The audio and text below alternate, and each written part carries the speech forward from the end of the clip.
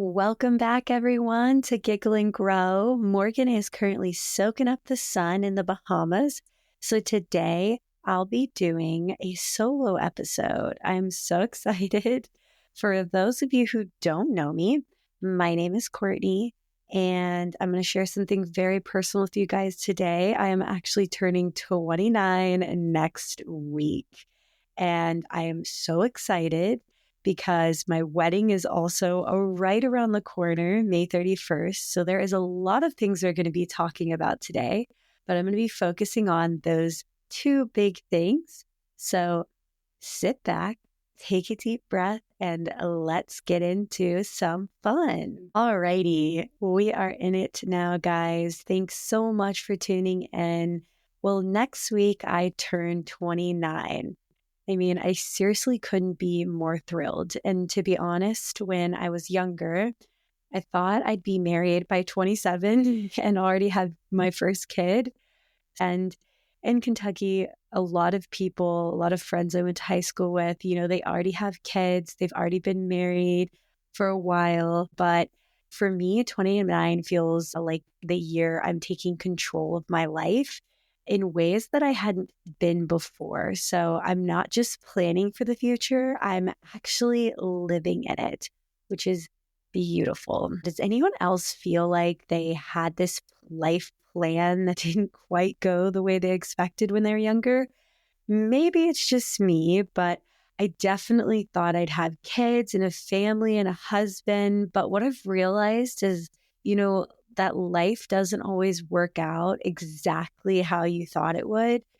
But I found that it always works out how God plans it to work out. And it always works out how it should. So you should always trust your life, trust what's happening, and have a little faith. With all of these wedding plans and all of this turning 29, I really wanted to get into my best self this year. And so it's been incredible because I've lost almost 12 pounds this past year. It's taken me quite a bit of time, but I've changed my eating habits. I'm now a gluten-free girly, which you've probably heard about. I did that actually at the beginning of last year, pretty early, but I can't help but think that this next chapter is going to be so much bigger and so much better because I've been paying attention to my body and getting regular exercise and focus on eating better. I feel like I'm finally understanding the importance of self-care and how it impacts my energy levels, mood, and overall life. And quite frankly, I see this trend all over TikTok, YouTube, all over social media is probably the best word for it. And I think that we as a culture and we as people are starting to try and be our best selves. And I love to see that. And I think you're always going to run into challenges when you're doing these things. And one of the biggest challenges that I ran into is that I'm so used to having my phone on me and this instant gratification, next day shipping from Amazon, touching something and it loads instantly, right? That weight loss was not that way. Weight loss took time. Weight loss took consistency. It took effort. And it was, quite frankly, a slow up and down process. I actually have a graph of how crazy my progress was. It was so up and down, up and down, up and down, up and down, up and down, that it made me realize life in general is small steps. There are going to be times when you take steps back, and there are going to be times when you take steps forward. I thought it was going to be, I'm going to lose 12 pounds in 4 weeks. And I was so wrong. What I learned was that losing weight is truly about breaking bad habits and building healthy ones.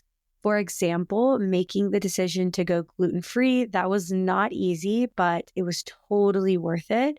Once I was able to get into the habit of eating gluten-free, it really wasn't much of a difference when I would go out to eat.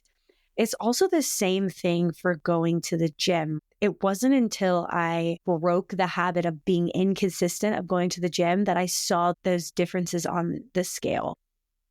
One of the biggest things that I learned throughout this process of weight loss and just loving myself and getting into my best shape possible was that consistency is key. And I know you probably hear that from influencers over and over and over. So I want to dig into why I've struggled. And I think small steps is really how you become consistent over time. I have definitely gotten better with being consistent, but one of the biggest things I want to master with this new milestone going into my last year of my 20s is setting a morning and nighttime routine.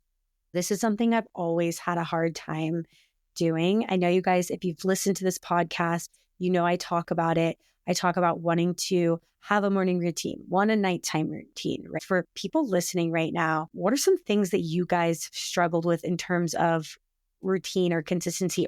And what have you done to break those habits or be more consistent? What have you found helpful? If you're listening to this, please comment, DM us on Instagram. Let me know, because I'm always looking for help in that area, because that is something that I struggle with. I think one of the hardest parts for me about sticking to my routine is that discipline, right? I can be disciplined and going to the gym 3 times a week, but I almost struggle with being disciplined on going to the gym every week in the morning or the afternoon or this and that. I just fit it in when it works for me. And I think that at the beginning, when you're first starting your weight loss journey, it's like, yeah, you need to just go to the gym. But now I'm finding that I'm consistent with going to the gym, but building that into my routine of morning or night is where I think I find the toughest. But with the turning 29, this is also the first time I'm thinking about things like buying a new house, achieving financial freedom, not working a 9 to 5. I think about making passive income, and I'm learning to focus on the bigger picture.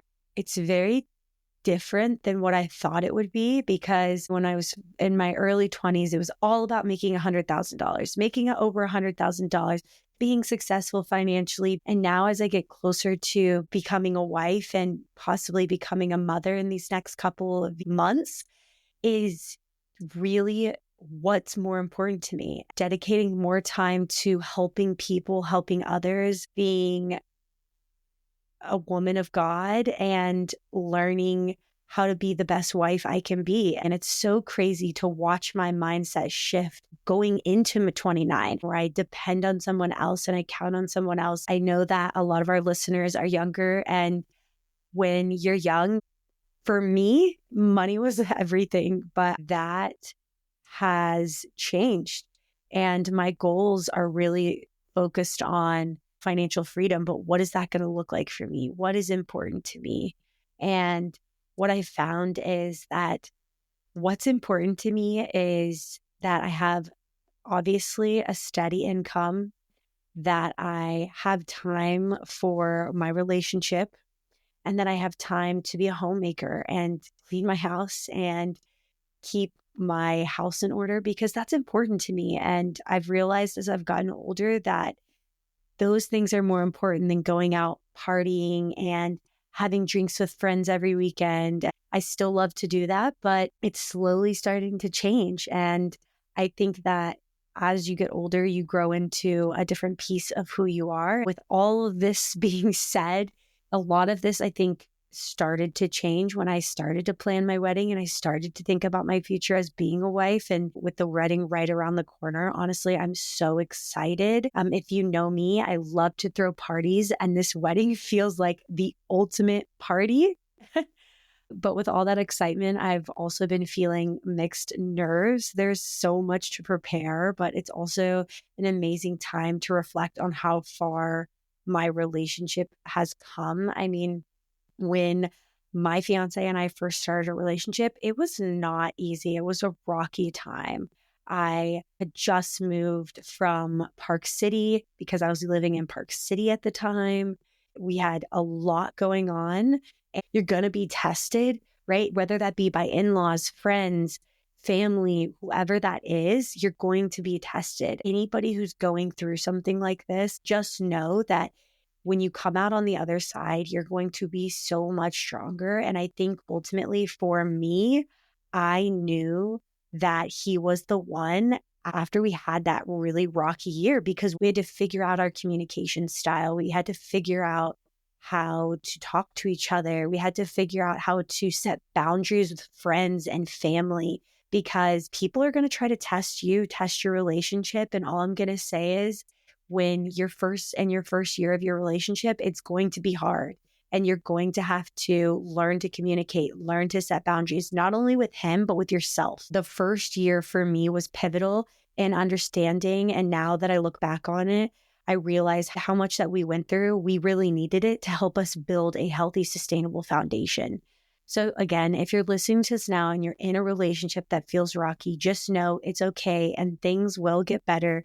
Relationships are built on a lot of challenges, but it's the growth from them that makes everything stronger. And if you've ever had a relationship, that was rocky, turn into something stronger, DM us, tell us your stories. We're always wanting to hear stories. I always want to share. I think the turning point for my relationship was after that year. And I still remember like my fiance showing and proving to me that he wanted to make it work. And it was huge for me. It was a big, big deal when he took the time to sit down, wait for me after I was upset, and we talked it out. There's moments that make your relationship stronger. I mean, it's crazy to even think that I'll be married soon, but I think to me, commitment is about pushing through and being with somebody even when you don't want to. It's just like just like I mentioned when I'm working out and trying this healthier life, it's committing to a healthier life, right? It's the same thing with marriage. You're committing to being with somebody for the rest of your life. And it's such a deep, strong connection that the closer I get to the wedding, the more I can feel it with him. And I can only imagine what couples that have been together for 30 years feel like and have been together for 20 years. It's such a deep connection. And I think for me, we sit down and we have these conversations that are hard to have and we figure out our values. And that is what is truly important to me is the commitment and the sacrifice. And even when you don't want to, you do it, right? You put the time in to have the small dates, to do the small things, to do the little things to make him happy. He does the little things to make me happy. I think that's what it's all about. And I am so blessed and excited to have this wedding. And as much as I'm loving the energy of my 20s, I feel like the 30s are creeping in.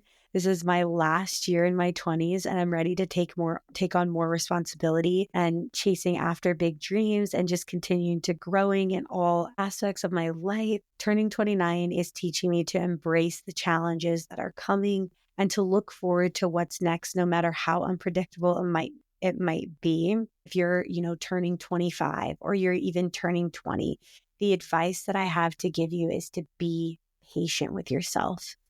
Things will change. Your dreams will change. Life will happen. You will lose friends along the way, and that's okay. It's okay to let go. It's okay to say goodbye to people who don't respect you, who don't respect your boundaries. It's okay to set boundaries with family members. It's okay to focus on you and be the best self you can be. And it's also okay to want to love somebody and be with someone for the rest of your life. I think sometimes we get caught up in very selfish and wanting to make money for ourselves. And that's okay to an extent, but you need to put yourself out there and allow yourself to make new friends, make new relationships, date men, date women, and find your partner, your life partner, because that's what being in your 20s is all about. And I truly believe that if you're patient and you have faith, that good things will come.